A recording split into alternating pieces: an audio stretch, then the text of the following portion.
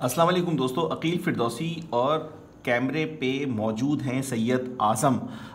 जिस तरीके से हमने XZ3 के ग्लोबल वर्जन करने की, इसी तरह से कई दोस्तों ने फरमाइश की कि जनाब आप XZ2 को ग्लोबल वर्जन पे करें या उसका तरीक़ा बताएं। जो लोग उस पहली वीडियो से नहीं समझ पाए, मैं कोशिश करूँगा कि तमाम तर सवालात के जवाब भी दे पाऊँ, और अगर उसके बाद भी आपके सवालात रह जाते हैं तो ज़रूर मैं कोशिश करूँगा उनका जवाब दूँ। ज़्यादातर जो लोगों के सवाल आते हैं वो ये आते हैं, क्या हम ये रोम डाउनलोड करने के बाद, यानी हम ये फ़्लैश कर लेते हैं जब अपने फ़ोन पे, तो क्या हमारी IMEI जो है वो PTA से अप्रूव है, इस पर कोई फ़र्क पड़ता है? तो इसका जवाब है जनाब, इस फ्लैशिंग का आपके PTA की अप्रूवल से कोई ताल्लुक़ नहीं है।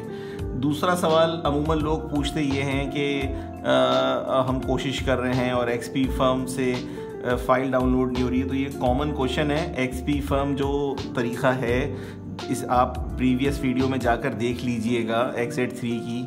मैंने यहाँ XP-Firm को अनजिप करके रखा है। अगर हम कंप्यूटर की तरफ जाएं, थोड़ा सा करीब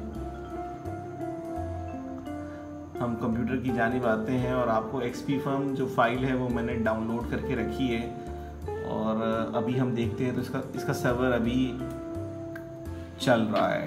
तो इस पर जनाब हमें जाना है, और XZ2 की ये जो आपको नज़र आ रही है फ़ाइल 8216, XZ2 के अंदर आपको UK कस्टमाइज़ जो है यूनाइटेड किंगडम, आपको लिखा होगा कस्टमाइज UK, ये डाउनलोड करनी है। ऑलरेडी ये मैंने डाउनलोड कर ली है। 2.52 GB की ये फाइल है, ठीक है। वही प्रोसेस है, आसान सा।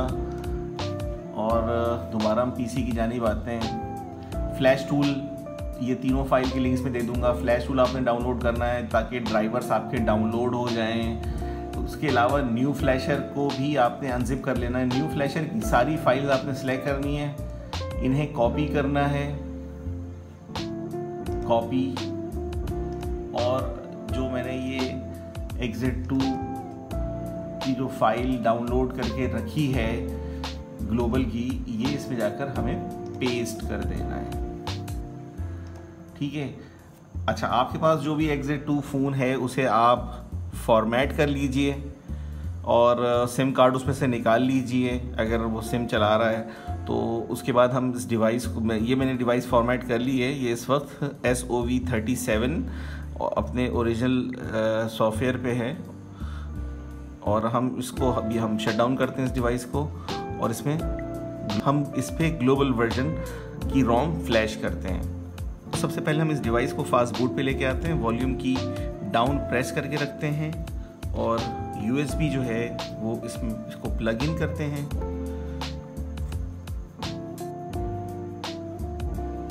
आप देखिए कि ये अच्छा, हमें जब मुस्तकिल ग्रीन लाइट मिलती है, इसका मतलब हमारी डिवाइस अब फास्ट बूट के मोड पे आ गई है, और अब हम इस काबिल हैं कि इसे हम फ्लैशिंग पे लगाएं। लिहाजा हम वापस कंप्यूटर की जानिब आते हैं, और जो न्यू फ्लैशर हमने यहाँ पर कॉपी करके रखा था, इसकी जो एग्जीक्यूटेबल exe फाइल है, इसे रन एज अ एडमिनिस्ट्रेटर कर, इसे यस करता हूँ। और यहाँ के जो स्टेप्स हैं वो ज़्यादा फॉलो करने के हैं, और साथ में मैं आपके जो कॉमन क्वेश्चंस हैं उसके जवाबात भी देना शुरू कर देता हूँ। तो आपने जो सबसे पहला जो सिलेक्ट करना है वो नो सिलेक्ट करना है। उसके बाद मज़ीद आपसे एक सवाल आएगा, इसमें भी आपने N सेलेक्ट करना है, मीन्स नो। देन उसके बाद आप यस सेलेक्ट करें, वाई, जिसमें ये ब्लूटूथ DSP मॉडेम के बारे में बात होती है। उसके बाद फिर आप इंतज़ार कीजिए और ये फ़ाइल को एक्सट्रैक्ट होने दीजिए। और अब हमसे एक और जगह पर डायलॉग बॉक्स आएगा क्वेश्चन का, वहाँ पर जहाँ पर जिक्र होगा यस और नो का, तो वहाँ पर भी हमें नो करके फ्लैशिंग पे फ़ोन को छोड़ देना है। देखें, ये फाइनल स्टेप आ गया, इस पे भी हमें नो करना है। काफ़ी सारे साथियों के सवालात थे, वो यहीं से रिलेटेड हैं, और वो शायद फॉलो नहीं कर पाए या सही तौर पे कमांड नहीं दे पा रहे, तो उन्हें परेशानी हो रही है। तो मैंने इसमें वीडियो थोड़ी तवील बनेगी, लेकिन ये कि इससे बासानी आप कोई सा भी फ़ोन हो, XZ1 हो, XZ 2 हो, XZ2 प्रीमियम हो, XZ3 हो, ये आप तीनों फ़ोन इसी तरीके से कर सकते हैं। स्टेप सबके सेम है। तो मैंने इसको N किया सिलेक्ट। अब ये फाइनल फ्लैशिंग शुरू हो चुकी है। हमें अब किसी बटन को नहीं प्रेस करना है और हमें इंतज़ार करना है कि ये प्रोसेस पूरा हो जाए। अगर हमने ये प्रोसेस सही से परफॉर्म किया तो ये फाइल सारी रन होंगी, और अगर हमसे कोई गलती हो गई है, यानी अगर हमने कोई जो रोम है वो गलत सेलेक्ट कर ली है, या वर्जन उसका सही नहीं है, या उसके अंदर कोई करप्ट फाइल है, तो ये बहुत जल्दी ये सेशन ख़त्म हो जाएगा। एक तो ये भी पहचान है, और आपकी डिवाइस मुस्तकिल रीस्टार्ट होती रहेगी जब भी आप अपनी डिवाइस को ऑन करना चाहेंगे। तो अब हम थोड़ा सा इंतज़ार करते हैं, और ये फाइल्स का एक तवील सिलसिला है जो कि डिपेंड करता है आपके सिस्टम पे कि आपका सिस्टम कितना तेज़ है। तो उस हिसाब से आपको तकरीबन ये 12 से 15 मिनट का एक वक्फा है। ये अमल शुरू होने के बाद सारी फाइलें जो हैं आपकी ये एक्सट्रैक्ट होंगी और ये फ्लैश हो जाएंगी। अब हमारी ये फ्लैशिंग जो है वो कंप्लीट हो गई है, और हम दोबारा गौर से देखते हैं। यहाँ पर पार्टीशन बूट लोडर है slot yes, erase boot loader okay, flash boot loader okay, end of boot loader, ये कमांड यानी तकरीबन इसमें हमें कोई एबनॉर्मल चीज़ एरर नज़र नहीं आ रही। इसका मतलब ये कि हमारी डिवाइस जो है वो सही तरीके से फॉर्मेट हो गई है। हम कोई भी की प्रेस करते हैं तो ये डायलॉग बॉक्स बंद हो जाता है। अपनी डिवाइस को हम बाहर निकालते हैं, थोड़ा सा वक्फा देते हैं 5-10 सेकंड का। इस दौरान में आपके और अगर कोई सवालात होते हैं जहनों पर, यानी जो आप लोगों ने मुझसे पूछे हैं, तो मैं कोशिश करता हूँ उनको रिकॉल करूँ और वो उनका जवाब दूँ। NFC के बारे में एक साहब ने मुझसे सवाल पूछा था। NFC काम नहीं करेगा इसमें। आप कोई सा भी ग्लोबल वर्जन करते हैं तो उसके बाद NFC काम नहीं करता है, और NFC का पाकिस्तान में खैर कोई ख़ास यूजेज नहीं है। अगर आप चाहते हैं कि ये ग्लोबल रोम फ्लैश करें तो NFC आपको इतना बड़ा कोई आपके लिए हर्डल नहीं है इसके लिए। अगर रोम सही फ्लैश होगी तो आपको एक्सपीरिया का ये लोगो बना हुआ नज़र आएगा। डिवाइस 3 से 4 मिनट लेगी बूट होने में, और जब बूट स्क्रीन आएगी, और अगर हमारी डिवाइस में कोई एरर नहीं है, अगर एरर है तो ये बार बार रीस्टार्ट होगी। मैं अपनी बात को दोहरा रहा हूँ ताकि इस वीडियो के बाद बड़ी आसानी रहे लोगों को, और जो सवालात उनके जहन में थे वो अब क्लियर हो जाएं। और ये एक ही तरीका है जो आप XZ3 में भी इस्तेमाल कर सकते हैं। रोम का डिफरेंस है, वो तो रोम आप डेफिनेटली XP फर्म से उसकी ही डाउनलोड करेंगे XZ3 की, और XZ2 की मैंने की है। तो इसमें जो कॉमन क्वेश्चंस हैं, जो आमतौर पे जो सवालात हैं, मैंने सबके जवाब दे दिए आपको। फिंगरप्रिंट काम करेगा इसमें, सारी चीज़ें सही काम करेगी सिवाय NFC के। NFC जो है वो इतना ज़्यादा हमारे यहाँ तो इस्तेमाल नहीं होता, तो ये कुछ थोड़ा सा टाइम लेगा स्टार्ट होने में।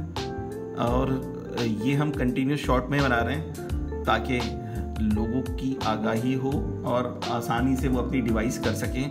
एक बहुत आम सा सवाल है कि यार डिवाइस मेरी डेड हो सकती है, इसका जवाब हाँ में है। लेकिन अगर आप सही तरीक़ेकार फॉलो करते हैं तो बहुत कम चांसेस हैं कि एक्सपीरिया की डिवाइस कोई आपकी डेड हो। लेकिन अगर आप ना तजुर्बाकारी की वजह से या गलत स्टेप्स फॉलो करते हैं तो आपकी डिवाइस के डेड होने के चांसेस हैं। और कोई भी फ्लैश फाइल चलाने से पहले, चाहे आप वो कहीं ख़ुद करें, ये डिस्क्लेमर होता है लिखा हुआ कि भाई ये आप अपने रिस्क पे कर रहे हैं, और इसमें डिवाइस के डेड होने के चांसेस बिल्कुल होते हैं। लिहाजा ये कि आप जो एहतियाती तदाबीर हैं वो इस्तेमाल करें। लैपटॉप यूज़ करें, अगर कंप्यूटर यूज़ कर रहे हैं तो आपके पास कुछ बैकअप इस तरह से होना चाहिए कोई कि UPS होना चाहिए अनइंटरप्टेड, कि आपका फ़ोन दरमियान में बंद ना हो।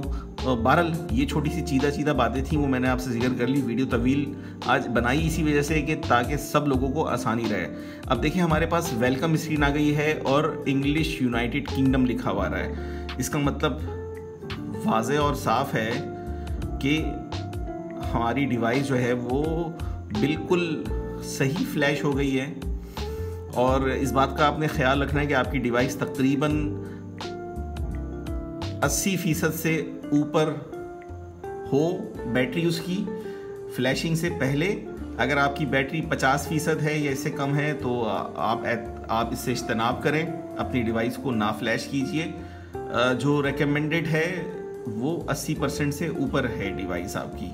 और आपने देखा कि मैंने ये 100% डिवाइस थी ये बैटरीज की, और इस दौरान मैंने इसे फॉर्मेट भी किया, फैक्ट्री डेटा रीसेट, और रोम कंप्लीट फ्लैश किए तो ये इसने हार्डली 5% ही गिराया है।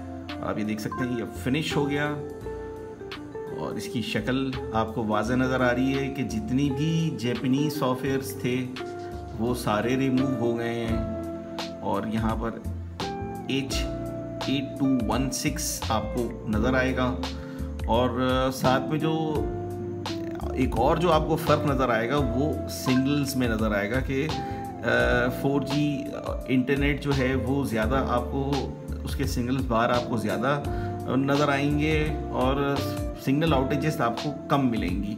अब ये बिल्कुल प्लेन और सिंपल फ़ोन हो गया। इसमें से जो ब्लोटवेयर्स हैं वो सारे गायब हो गए हैं, और इसमें फीचर्स जो हैं वो हम देख सकते हैं तकरीबन वही हैं। फिंगरप्रिंट भी मैं आप लोगों को लगा के दिखा देता हूँ ताकि साथियों को इस बात का इत्मीनान रहे कि फिंगरप्रिंट काम करता है या नहीं करता है।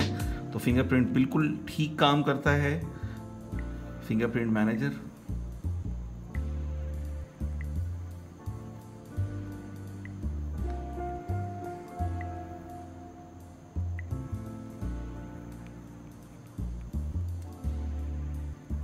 डन, फिंगरप्रिंट वर्किंग, ठीक है।